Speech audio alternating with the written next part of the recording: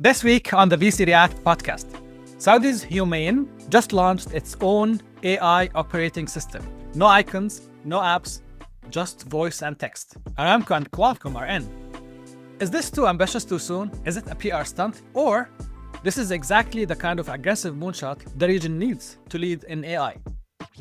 Brkz raises $30 million in growth debt from Stride Ventures. Yet another debt deal in Saudi. No equity, no hype, just solid, scalable capital for a real economy sector, construction. What did they feed them in Careem to make such an active, successful Careem mafia? And finally, Tabby hits a $4.5 billion valuation in a secondary sale. Is this just another FOMO driving up paper valuation? Or global investors finally deploying capital in the region, not just raising from here, by starting with debt and now secondaries and maybe later growth and early stage VC. AI, fintech, debt, secondaries. Let's react.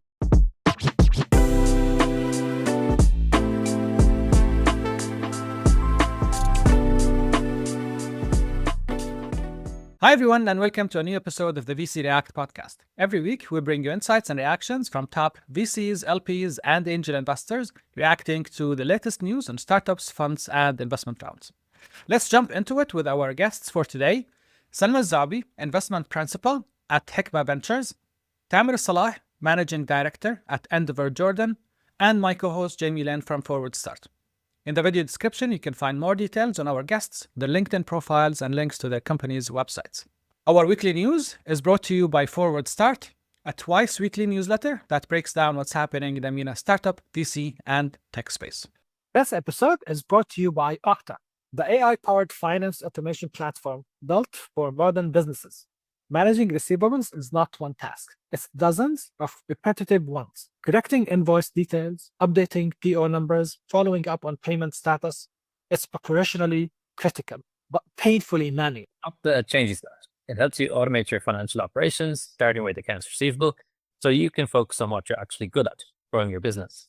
From contract to cash, OCTA's AI agents handle everything: invoice creation, reminders, dispute resolution, payment tracking, reconciliation, even financing. You don't need to learn how to use OCTA. OCTA learns how you work. It adapts to your SOPs and existing workflows to get the job done. Finance teams at Careem, Lean Technologies, and Outgram rely on OCTA to reduce admin time, speed up collections, and unlock cash flow. If you've heard of them before, you know that they used to say 100 companies use OCTA. The number is now 500. They are moving fast. And that kind of growth only happens because the problem is real and the solution actually works. Automate the finance work that slows you down. See how at weareocta.com. Jamie, good morning. From Germany this time. I'm in Frankfurt today. How's it going? Guten Tag, Ahmad. Good time. It's been a pretty hectic week, and I have to admit that I don't think I've been keeping adequately abreast of all the developments in FII, truthfully. And I have whiplash trying to keep up, which is HUMAIN in particular, aside from the rest of the announcements that have come out. But the sheer velocity of press releases being disseminated from HUMAIN is proving difficult to keep up with, in all honesty. It's not that long ago since it was announced. In reality, I didn't expect developments to keep coming quite as thick and fast as they have. And as you mentioned at the beginning, we have this launch of the new OS, and it really looks like they're trying to go after this sort of like it's a full stack AI ecosystem. Like they're tackling, they're looking at data infrastructure, it's the software, it's industrial partnerships. It's just covering so much, and they're trying to do so many things, which is difficult in and of itself. And maybe that's something that we can touch on, is the capacity, to from inception and from the outset to go, okay, we're going to tackle everything. That's no easy feat or no easy undertaking, for sure. But look, that's the strategy that they're pursuing, and power to them. Obviously, we wish them the greatest of success with this, and they certainly have the capital backing. And to that end, Aramco are coming on board. They're acquiring a significant minority stake in the company, so they've proved their worth as far as that's concerned. Aramco sees something that they like. Previously was with Aramco as well, CEO of HUMAIN, so I guess we have that connection too. There's partnerships with Blackstone announced this week. There's partnerships with Qualcomm as it pertains to the chip side of things. there's a lot going on. You know, they're building out the data center projects as well. The first phase of this seems like it's going to be going live at some point in How many gigawatts 2026. was a huge number? It's something silly. Yeah. I was listening to a podcast this week, actually, someone explaining exactly what a gigawatt means, because it is interesting that we have sort of transitioned from talk of dollars to gigawatts. It's no longer how much capital that you're deploying or like how much money is involved. It's okay, what's the gigawatt? The compute power, yeah, it's exactly it's a measure of compute power. Exactly. So it's totally transitioned from, we no longer care about dollars, we care about gigawatts, which sometimes is a bit opaque in terms of exactly what, you know, we're maybe concealing the true dollar cost amount, but behind that to a certain extent. But yeah, look, I feel like you have thoughts on the OS as well, Ahmad. I do. I watched the video. I haven't seen Okay. it. Oh, there's a video where the CEO of HUMAIN was talking about the laptop, and he actually has the laptop in his hands, and he's saying, "Hey, everyone at HUMAIN today, every employee has this laptop, and they're using it today. So it's live. It's not just an idea." And in the video, the CEO, was introducing the laptop, and I'll be honest. At first, I thought, okay, this is definitely a white label device, and then he says, "This is not white labeled. We designed this ourselves." And then I was like, okay, I'm sure they're using Windows on a fancy machine. But then he goes, "It's not Windows either." It's like he was talking to me. It's our own operating system. The big change is basically it's AI native operating system. There's no apps, no icons, and it's just voice or text. It's similar to ChatGPT interface, but for OS, you talk to the machine to do whatever you want or to open something. I don't know. You don't open apps, but you do functions. I'm not sure what exactly is this. I would love to try it. Go Yeah, ahead. you prompt the OS to like do things for you, basically. I was just So watching. prompt is the main interaction now between us and the machine. Yeah, I was just watching the interview with Becky on CNN, like a snippet of it. It's interesting. Listen, I mean, you know, as Jamie said, the region and especially the UAE and Saudi have been very ambitious with their visions and goals that they've been setting, and I mean, it is somewhat a breath of a fresh air to see that, because the tone at the top always sets out, you know, how others also feel. So I think it's setting that tone from the top, you know, that we're going in for innovation, and we also want to create our own companies and our own breakthroughs. And it's not just about, you know, being an importer of technology, but rather now looking at it, how can we start exporting? I think what they did with Humane is something to admire and you know, like just reflect on, because whenever you're introducing anything new, you need someone to champion it, right? So Humane is that champion in the kingdom. And if you look at examples in the past, this strategy works, you know. So like if you look at South Korea in the 70s or 80s, I was reading about it not long ago. That's what the government also did with like semiconductors, and they created conglomerates around them to be able to become a global semiconductor powerhouse. So it's not the government builds companies, but it's rather the government identifies the sectors that are strategic. They pick winners and they provide the support and the infrastructure and the resources around them for others to be able to build. And in his interview, Tariq Amin said something that struck me. He said, Humane is not an owner, it's an operator. And this is exactly what you need for successful public-private partnerships. They just announced yesterday that they're partnering with Replit, similar to what Jordan did, to build the next generation of coders and whatnot. So really, as you all know, eventually it all boils down to execution. Having big dreams is nice, but now we want to see how it's going to be executed. And again, I think at least, you know, from what we see and what we know today, is that they're thinking about it in a very like strategic manner, and they're building the infrastructure around the full stack, partnerships and whatnot, and just paving the way for innovation from there onwards. And just one last thing I want to say is like, from where I stand, if I want to look at it from a healthcare perspective, this is very interesting, because we're seeing that when it comes to like clinical data, and if you want to think about genomics, for example, there's a lot of data that is lacking from representative of the global south and our, you know, populations. So when you are building these infrastructures, I'm not saying like in a year's time, but if we want to think about 5 years or 10 years time, we're going to have that infrastructure that allows us to actually build our own clinical data. And in healthcare alone, that has like that could have a significant impact. So it's Come back to you on AI and pharmaceuticals in a minute. Let me go to Tamer. Tamer, what do you think? Is it time for an AI native operating system, or is it still too early? People want AI in their, you know, workflows, but not their entire computers. What do you think? Yeah, I totally agree with what you just said. I mean, I'm no expert in that, but I do not think we're ready to leave our normal iOS life, right? To have a fully AI kind of laptop. I've seen the, you know, the video as well, and it's quite futuristic. Now, this is great actually, so to demonstrate what kind of level of ambition we, you know, the Humane is setting, led by Tare to push the boundaries even more. And as Salma said, I mean, to see something like this coming out from the region with that kind of ambition just gives us kind of, maybe, you know, very few times we have tried to lead on a new technology in that sense, right? And today we have that opportunity, given that, you know, I mean, all of this is quite new, right? So it's the you know, we're not behind as we normally were behind, right? 5-10 years behind the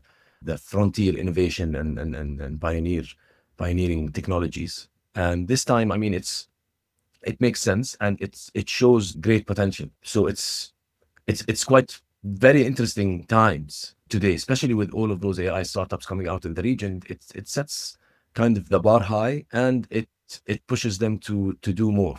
So hopefully they will. Honestly, Tamer, even if it fails, I don't care.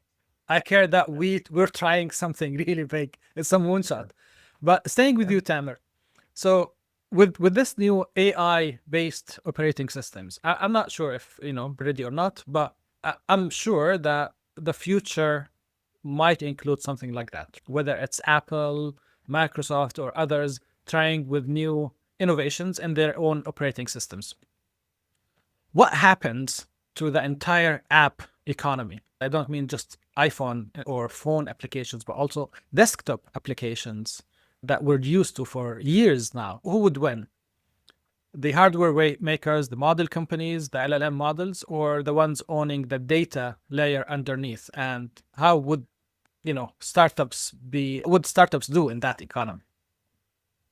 To be honest, I really don't know how to answer this question, because I cannot envision how that operating system would be like, to be perfectly honest. I cannot see those applications around them disappearing. I can see perhaps, you know, more integration between the two. And because as of today, I mean, we can see AI coming into our lives on daily basis and increasing kind of, you know, trajectories, but in reality it's not taking over yet, right? I mean, it still needs us to guide it, to work with it very closely, so that we can get whatever the outcomes that we desire, right?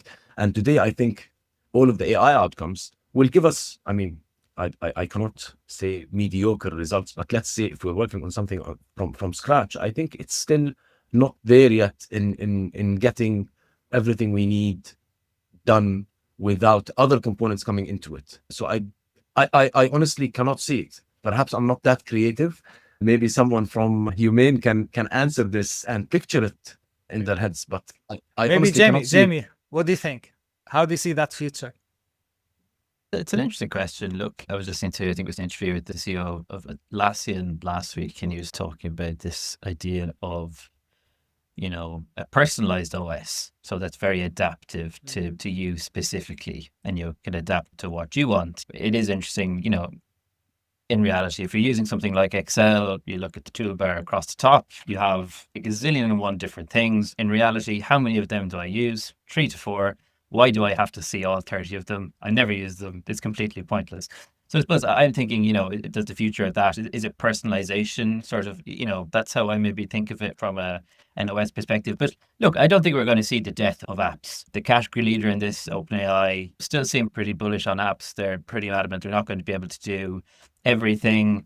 Look, APIs are going to become increasingly important, I think, in reality. So it is an interesting question, though, about the data and ownership of that and the extent to which something like OpenAI will have such just rich data on user behavior across so many different things. So it's a matter of, I suppose, they have the opportunity maybe based on that to go, okay, this is the most lucrative thing for us to do next based on that. Oh my God, if OpenAI gets into advertising, they know us more than we know ourselves, and they would target us like crazy. I don't know. In reality, Ahmad, it's a question of if. A question of when, not if. I mean, for being honest. No, I mean, yeah, okay. Like, I can't see a world where they don't try to tap into this in some sort of meaningful way at some point. It's inevitable. How it's incorporated, I'm not entirely sure. Hopefully it's not as disruptive as, what unfortunately has transpired with Google, whereby you search for something and the first 5 results are something that you have absolutely no use for whatsoever. It's just, sponsored links. But yeah, I mean, look, I can't see where it's too lucrative. Yeah. But Salma, back to you. General reactions to this, but also you come from pharma, and we're talking about AI and infrastructure and operating systems. But how about AI in pharma? We've seen huge advances in protein modeling and molecular discovery and personalized medicine. We at Sadu, we've invested in a biotech company called Proteenia. It employs AI and computational tools to engineer the next generation of antibodies. It's the only biotech company that we so far invested in. Do you think we will see the same kind of full stack approach, local compute, local models, and then industry specific AI platforms in pharma, like Hikma, for example? Disclaimer, you're not speaking on behalf of Hikma. You're just here representing yourself. No, I mean, it's a good question. And definitely, a lot of pharma companies are looking at how can we use AI, whether it's internally to reduce the redundant work, admin stuff. So, think of it legal, finance, your regular, departments that you see within any company, but more so on the clinical end of things. And of course, we're seeing a lot of like AI in drug discovery globally. We're seeing a lot of AI that's being used in diagnostics. So, just analyzing images to help detect, let's say, cancer early on using the existing technologies. So, as Tamer said, AI is still in its early stages where you're kind of like building on top of the existing infrastructure. But I don't think we've gotten to a point where we're actually building a new infrastructure yet. Okay. And that's where the difference lies, because at the end of the day, there's always that question that you have, is AI, just another hype, or are we really going to see real tangible innovation, actual ROI that I can measure? Because at the end of the day, for any pharma company, and I believe any company, ROI is what matters, because you're going to have to be spending a lot to be able to use those technologies, and you have to justify it in terms of costs, and even more so for like a generic pharma company because the margins are tighter. So we are yet to see solutions that are also very holistic. It's all like one-point solutions in pharma at this point, mostly, I want to say. But we're personally, I believe AI is here to stay, but I'm like cautiously observing how it will really integrate. I was surprised when I saw the news and the ambitious amount of gigawatts that they're planning to launch by, I think, 2030, and then another 2034, and 2030 I think it's around 2, and then to 6 or something like that. And then I was just curious to know what kind of consumption does, for example, OpenAI use, and OpenAI uses 1. And when you put that into perspective, and then I was also, intrigued to see, okay, how much does Microsoft have? OpenAI runs out from Microsoft, right? And Microsoft has like 5 to 6. And when you see Humane wants to achieve that figure, becoming not only a regional player, but really a global one, right? Now, I think they want to rent out this to global players, not just for their own. And I think they Certainly, Jamie, correct me if I'm wrong, they already had some agreements with LLMs, global LLMs, to rent out some of this compute power from Saudi.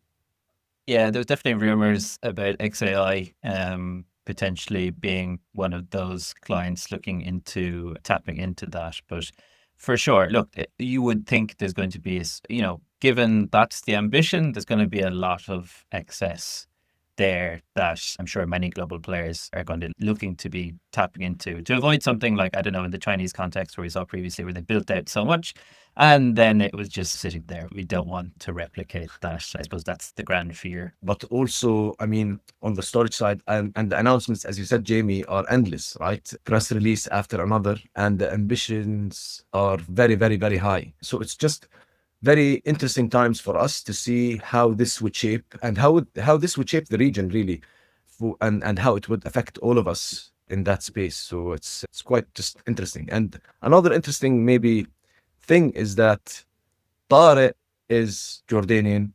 Amjad Mas'ad, leading, Replit, is also Jordanian. And Hatamli, the chief AI officer at NASA, is Jordanian. And I'm sure there are many others, not only Jordanians, but from the region that are heading those kinds of positions. And today we're seeing top names globally coming from the region. It just gives us a lot of hope, right? I mean, especially in Jordan, we're a tiny country that has 3 of the top kind of AI guys in the world. That's huge. And I'm sure if we count the regional ones, it'll be also something just that gives us hope in what Yeah. would lie there. And you know what, Tamer? You mentioned only a few, but somebody in here published a top 50 diaspora on FWDstart.com. That's me. Yes. Say. Dot On me, get it FWDstart, right, me. my friend. My God. Yeah, exactly. Yeah, to your point, the outsized influence of the Jordanian and Lebanese diaspora is quite frankly ridiculous in terms of the number of unicorns or even decacorns globally that they're responsible for. They punch so heavily above their weight. And look, there's a question of, it'd be great to have them build that at home as well. And hopefully we get that sort of Chinese sea turtles and they're going to come back eventually and that'll help further catalyze the regional ecosystem. But that being said, it was a really fun undertaking to build that out. And look, I suppose it was born out of a desire that I kept stumbling across all these incredible founders from the region. And there was just no sort of centralized directory that I could consult to go, oh, yes, okay, this is where they are. It was just all over the place. So, yeah, look, it's a living document. We'll update it in time. It was pretty cool. It was pretty cool to do. One It was last thing awesome. I wanna Yeah. add on this is I highly recommend you read Amir Farha's latest post. It's Pretty actually good. talks this and whether we are witnessing the birth of the Arab Renaissance. I think for a lot of obvious reasons we're seeing and we're going to be seeing more people migrate back to the region, especially with hubs I like did. yeah. After 10 years in Silicon Valley, I moved back. Yeah, yeah. And especially, with like hubs like Saudi and the UAE, and there's a lot following like Qatar. I think we're witnessing very interesting times in the region. And I think that we all have, this common belief that it's time to build for the region and like from the region. So yeah. Built globally from the region. Yeah. Well, okay, let's move on to Brkz. It's a con tech. Oh my God, it sounds like con man. So, okay, the founder is not a con man, it's con tech, construction technology. Good, Jamie. Say that about Ibrahim. Oh my gosh. Brahim, I love Brahim. He's my friend. Very close friend. I know. It's interesting. I was interviewed Ibrahim like 2 weeks ago, and we were talking a lot about you, Ahmad. In fact, in terms of my research and my prep for chatting to him, I was like, okay, I need to try and find all the material that's available online. And he's pretty reclusive as far as as far as interviews is concerned. He doesn't generally do them. He's only ever done one podcast in his entire life, which was with yours truly 12 years ago. 12, 13 years ago. Wow. Yeah. You were Lex Friedman before Lex Friedman, my friend. I think he stole your style. Yeah, I couldn't believe that. I couldn't understand a word. It was entirely in Arabic. I tried my best to translate what I could, but it was interesting to see Ibrahim with long hair and a goatee. Okay, you know what? That was a very interesting concept. I wish I continued doing that. Basically, I was interviewing founders of failed startups to talk about the lessons learned. And it was awesome. He was the first guest and he was very open. And, he's the man. Is the man. Yeah, exactly. We were chatting about Wheels Express or DVD, and we were chatting about all that as well. So it was cool to throw it back. But yeah, look, Ibrahim is amazing, massive fan as well. And look, he credited you to introducing him to a lot of the concepts surrounding venture capital, funding, all of that kind of thing, Ahmed. So yeah. So basically, his entire career is indebted to you, was my primary takeaway. No, And of we course wouldn't not. have any of this. He's a star on his own.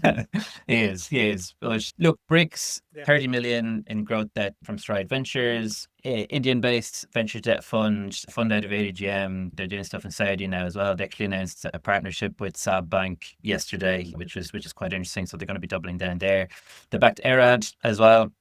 SME financing last month. So this is the second such deal in pretty quick succession. Brkz, B2B marketplace, contractors, manufacturers, connecting them, has the embedded financing layer integrated now as well. So that is the BNPL adapted for the construction side of things, founded in 2022. They've raised this, I think this brings them up to $52 million now that they've raised in total, but going from strength to strength. And look, as we mentioned there, like all of this talk of gigawatts, I mean, what underpins that is construction and steel and concrete. So and look, obviously we have the number of giga projects as well in a Saudi context. So it's a good space to be working in at the moment. I think fair to say, good problem to be working on. And as you mentioned, Stride Ventures again, last week or the previous episode with Irad, and now Brkz, both are in Saudi. Both debt to scale embedded finance in different industries, one for SMEs, and now this one is for construction companies. Construction is massive, messy. It's basically building a managed marketplace for contractors and suppliers. That's what Brkz is doing with the embedded finance baked into the product. So I'll start with this, Tamer. You've managed a fund of funds before, and you now work closely with founders through Endeavor. From an LP lens, does the rise of debt-backed growth excite you or concern you? Yeah, well, actually, I think we discussed this in the previous episode. We were complaining about the lack of those instruments generally, right? Because we barely have equity financing, and then some of the models would need some kind of debt. Otherwise, I mean, I'm going to lose all my equity from day one, so that I can facilitate some kind of debt through my balance sheet, right? But those... Oh yeah, I remember we were talking about revenue-based financing. Yeah. Yes, exactly. And actually, maybe we mentioned Irad at the time, and this is also interesting that Brkz and Irad are also Jordanians, and they both attracted international debt funders as well to their companies. And actually, it's the same one, if I'm not mistaken. It's Stride that invested in both, right? Stride Ventures for both. And you can see kind of a pattern there when you know the founders, right? I mean, Brahim or Samur or Yagmur or those guys, they're brilliant founders, right? You sit with them for like 10 minutes and you realize that, well, if I want to give my money to someone, it'll be that kind of persona or kind of profile. That said, it does worry me, right? A little bit. I would say, for those early stage companies, although I don't know how well they're doing, I mean, on the bottom line, but in reality, I'm quite certain that early stage fintech kind of companies aren't making money, right? They're losing money along the way. And what worries me is a hiccup, right? Is it 2008? Is it COVID? Is something like that? But I believe, I truly believe that this time is the in between, right? So we might as well just take that risk, burn, put in the money today, because it doesn't, on the horizon, it doesn't seem like we will have that big of a hiccup similar to the ones that we've had before. Of course, it's always sudden. COVID was very sudden. Yes, when knew that the crash is coming 2008. So, but I mean, it's just perhaps a feeling, but this is what worries me, right? Something like this happens, and then a system goes crashing, right? And there's a ripple effect of that because there are debtors and companies that are lending each other.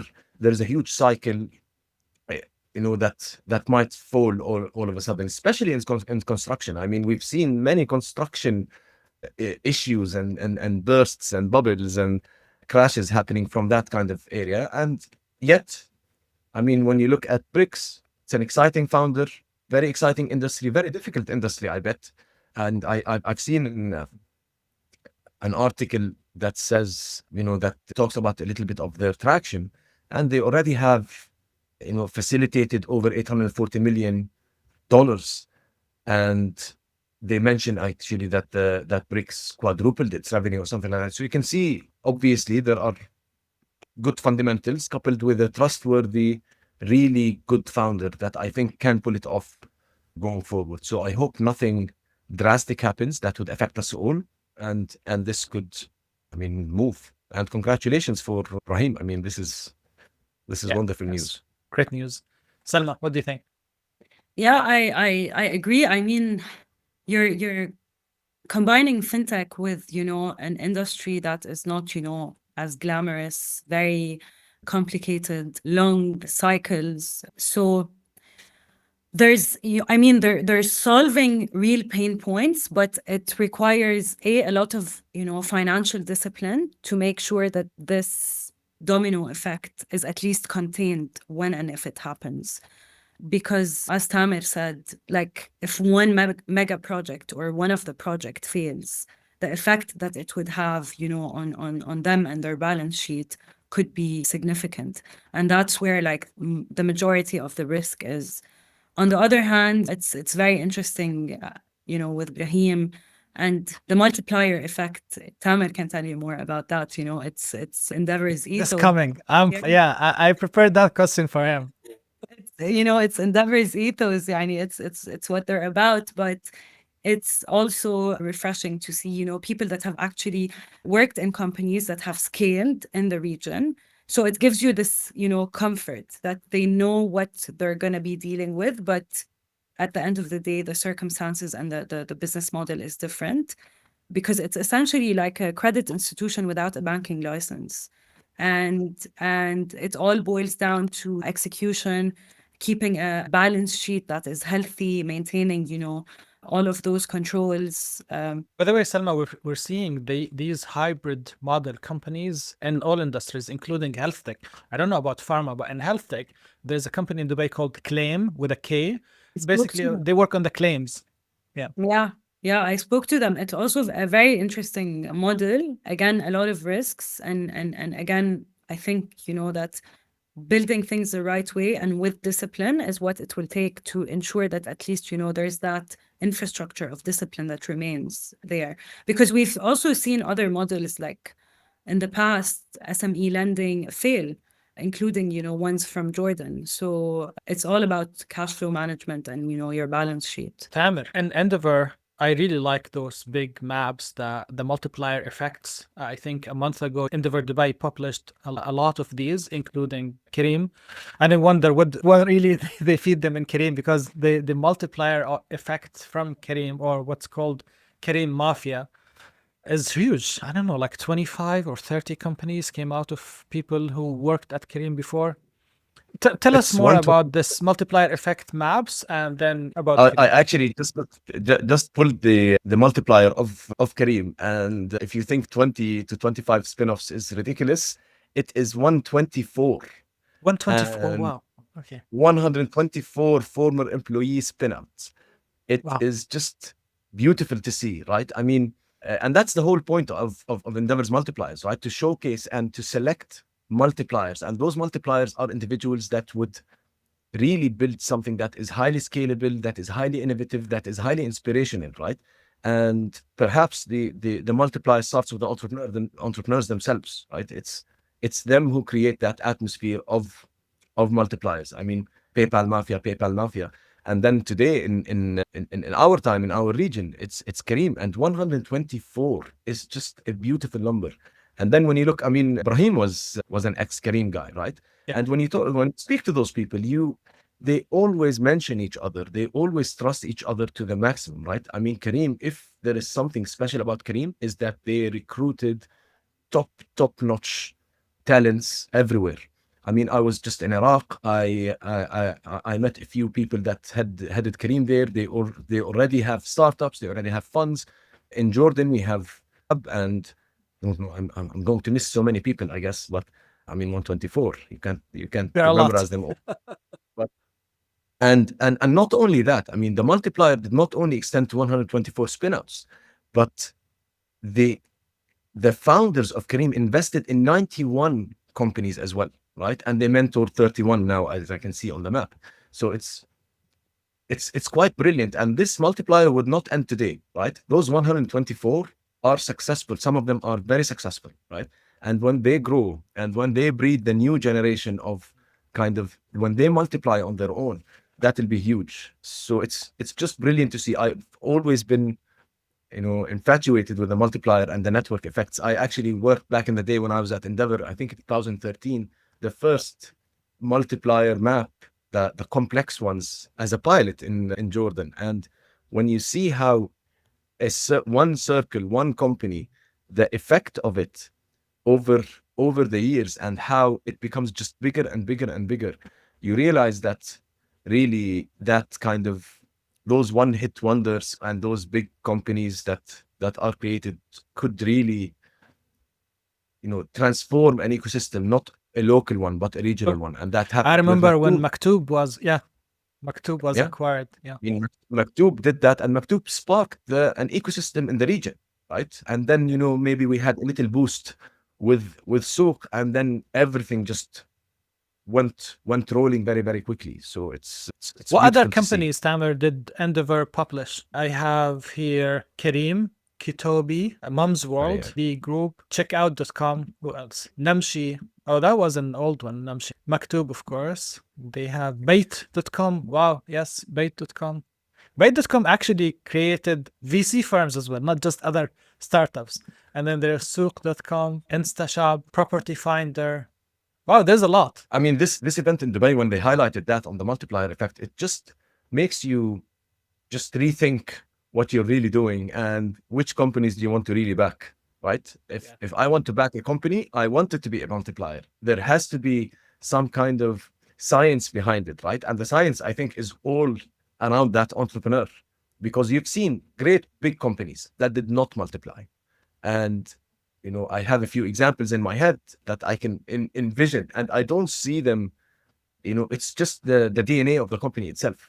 It's a factory. It's a founder, employee, a CEO mentality. Yet, if you look just on the other side and see that effect, and it all goes back. Everyone benefits from that kind of. You know what? environment, right? Mudathir was actually talking about this. He wanted to breed founders.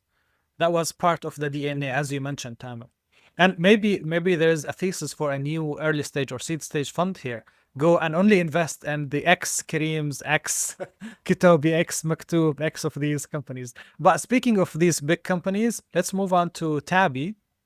There's new secondary round here that increased the valuation by more than 30%. Jamie? Yes, Tabby is a good company. So they've increased the valuation, implied valuation now of 4.5 billion in this secondary share sale. Only back in February, when they raised that $160 million round, that was at a valuation of 3.3. So things have accelerated pretty quickly there. Interesting as well, we've obviously more international participation here. It's HSG Boyu Capital, so both Hong Kong based, I want to say. So that's interesting in and of itself, that we're getting the capital flows inwards as opposed to just sovereign wealth flowing outwards. And Jamie, we talked about this in the last episode. Do you remember? Exactly. We said, Yeah. you know what? It starts with debt. And we've seen that with Lendo. We've seen that with Hala and Brkz and Irad and many others. And then it goes to secondaries. And then I think the third phase would be early stage venture capital. But yeah, go ahead. Oh, I mean, that's exactly right. And it's spot on. But look, I think it's great to see. I think ultimately it's the biggest takeaway from this, that we have such a powerhouse fintech company that's really competing now on a global scale and attracting investors from such, I suppose, disparate geographies, whether it be from the west, from the region, eastwards. It's undoubtedly now a global powerhouse. I think that's, undeniable at this point. And yeah, look, I'm excited for what's next, the inevitable IPO. Whenever that happens, that'll be a pretty seismic event, I would think. And look, whilst we're talking about multipliers, it'll be interesting to see, when that eventually does happen, what the effect of that is on the ecosystem at large, because it's not going to be a small IPO based on the current direction of travel. So let's see what comes of that. It's exciting. I really like this one for a lot of reasons. Tamer and I, when we used to work together, this is actually one of the things that we talked about a lot, secondaries, and how we really need, the secondaries market in the region to grow and mature, because it's not just about liquidity, but it's also about like those investors exiting and not having to wait for, the company to entirely exit. And then it will encourage them to go and invest again, right? So it also has an effect It's on the recycling of wealth and returns. exactly. So it also has an effect on recycling capital, on investor confidence and how they look at the market. It gives this boost to the the market, and it's a good signal. It shows maturity. And honestly, like it's very exciting to see that. And you also have, now funds like Key Capital and Zest Equity that are coming in and building the infrastructure to allow for, secondaries to actually grow and mature in the region. Whether it's Sadu. We're raising a secondaries fund Sadu. at Sadu Capital. Harder. Zest and Key Capital in Sadu, coming in, to create that infrastructure and allow for those secondaries to become more accessible. So that part is very interesting. And then, as Jamie said, having investors, from, abroad come in and invest in those secondaries, shows you that global funds are actually seeing fintech in the region as something that is, serious and scalable, and it's no longer just a local play. And then you take a step back and you look at globally the buy now, pay later, how has it done in the past? And one of the examples that you can refer to is Klarna. They went public recently, after years of waiting. Their valuation dropped significantly. I think it was like 40 something billion, 45, I think, if I'm not mistaken, 45 billion in 2021 to 6 billion in 2022. So there was a major correction there. And then even after their IPO, initially the stock went up and then it fell below the IPO price. So, IPOs are exciting, but also they are risky, and there will be that correction of the price, whether it's that market believes that it's undervalued and it will go up, or the market believes that it's overvalued and it goes down. So Salma, are you suggesting that this jump in the valuation, it jumped in 9 months or 10 months, it jumped from 3.3 billion to Yeah. $4.5 billion? Yeah. Are you suggesting this is kind of a hype, or it needs a correction, or still growing? No, I can't tell you, because I don't have the facts in front of me to be able to tell you how how they got to this valuation. But what I can tell you is that, unlike Klarna, what's interesting about Tabby is that they are focusing a lot on the product side. And, they've launched multiple offerings beyond just buy now, pay later. So they're actually, the direction, at least from where I stand and how I see it, is that they want to become a platform and not just, a button that you click at checkout.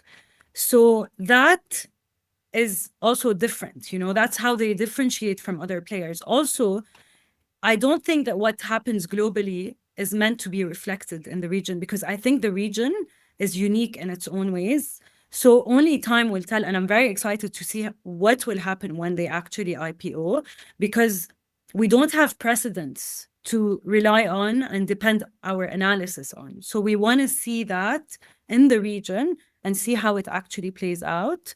But yeah, it's very interesting. Okay. Tamer, do you think FOMO can also go to the secondaries market, or we're not there yet? It's not a big market in MENA yet.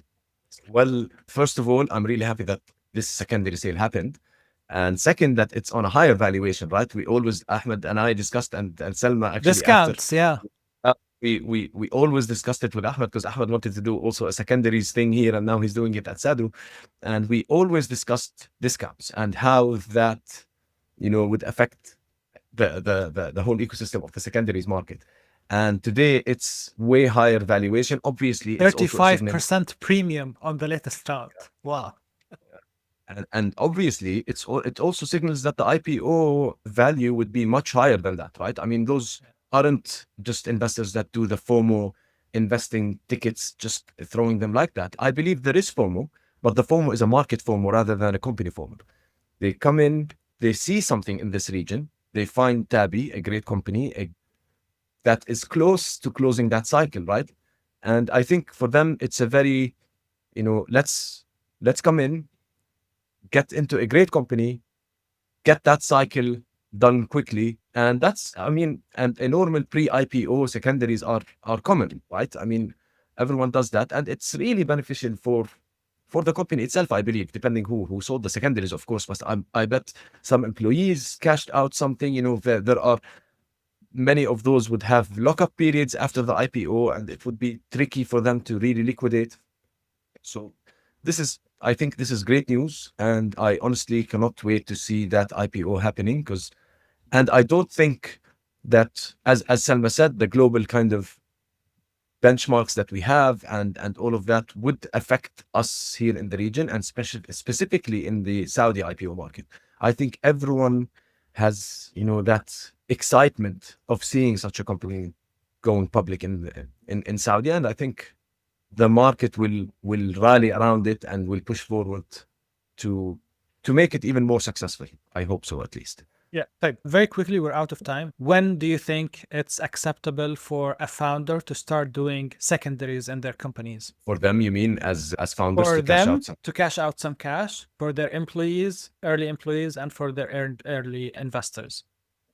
I think if a founder wants to sell through secondaries, especially early on, then this should be offered to all other investors at the same time. Because if you're only doing it for yourself, but you're not bringing in the other investors with you, or at least allowing that, or just offering the opportunity to exit. So let's say I'm a founder and I found someone that wants to buy secondaries, then I need to go and offer this to all of the other investors, even if it's not, especially early on, because I think it might send out the wrong signal. If you're only thinking about exiting yourself, but you're not allowing others to exit, then I don't know. It's just weird, and it sends the wrong signal to the investor. And does that happen after Series A or B or C? When, or if there's a milestone, when in your mind do you think it's acceptable for a founder to start secondaries? I don't want to say that there's a specific time when it depends on how much they're selling. Like if it's not really impacting their ownership early on, Series A, B, then it's fine, because maybe they need that liquidity. Maybe they found someone. I don't know like what the circumstances are, but as long as the remaining ownership remains significant, or at least to the levels expected, and it won't harm other investors. Because when we look at companies and when we want to invest in companies, one of the first things that we do is we look at, okay, how much does the founding team, the management team own? Like, what's their ownership in the cap table? So if that's going to harm that, then it's not the right They time. don't have enough incentive to stay in the company for the long exactly. term. Yeah. Tamer, what do you think?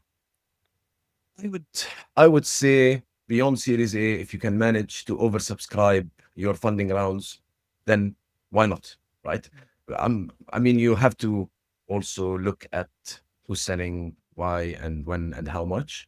But certainly, I mean, you have all the right, if you build something that is, that attractive to other investors, to cash out a little bit. You're a founder, you've been struggling for a while, your team has been struggling with you, you've made many promises that you can see down the horizon but cannot really act on them. I think if you can do it, why not?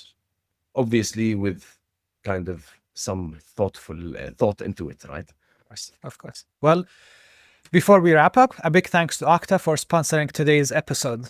If you want to get paid faster, access financing, and automate your receivable process, head to weareocta.com. That is WEAREOCTA.com, and take control of your accounts receivable today.